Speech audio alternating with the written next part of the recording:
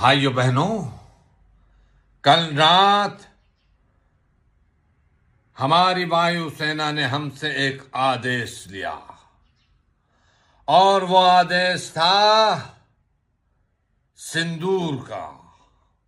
ایک ایسا نرنے تھا جو اتہاس کے پنے پلٹ دے گا، بہار کا الیکشن جتا دے گا۔ آگے جب ہماری وایو سینا پاکستان پہنچی تو ادھر انہوں نے سندور کے جواب میں ہم پہ ولیمہ کر دیا۔ ہمارا رافیل، ہمارا میگ، ہمارا سو، کیا کہیں ان کے بارے میں۔ ہم اب بھارتی سینا کی طرف سے، ہندوستان کے لوک تنتر کی طرف سے پاکستان سے کچھ کہنا چاہتے ہیں۔